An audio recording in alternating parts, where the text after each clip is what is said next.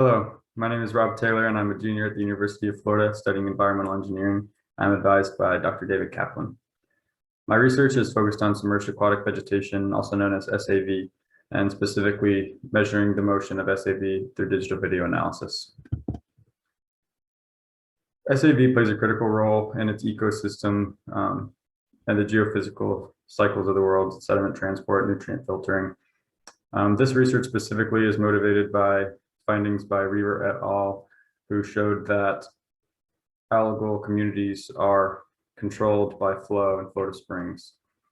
And the data gathered through this research will be used to validate a coupled dynamics model currently in development by Dr. Xiaoyu and David Kaplan here at the University of Florida.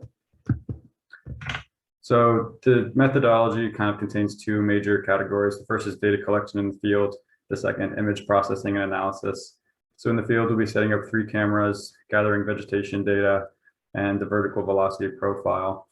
And then in the image processing side, we'll be getting the deflected height by binarizing the image to find only vegetation and not vegetation, and then using particle image velocimetry, also known as PIV, to find the 2D velocity field. And so here's a snapshot of my results. Here on the top left, you will see the vertical velocity profile and that dramatic increase in velocity right at the flow vegetation interface. And on the top row, you'll see the vegetation, and then that same image on the right is the 2D velocity field of that image on the left. And then on the bottom row, you can see progressing through the steps to get the deflected height, binarizing that vegetation, not vegetation image. And then these columns are portrayed here on the right is a time series. So here's a snapshot at one time point, and then this is over time, the change in height. Here's a little bit of a better look at those two main figures.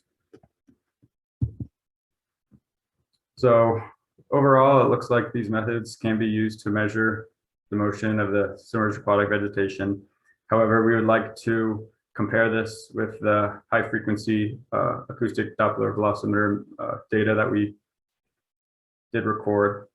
And future work will include identifying and describing the turbulent structures that may be persisting there, and also applying these methods at more sites in Florida Springs to use for validation for that model.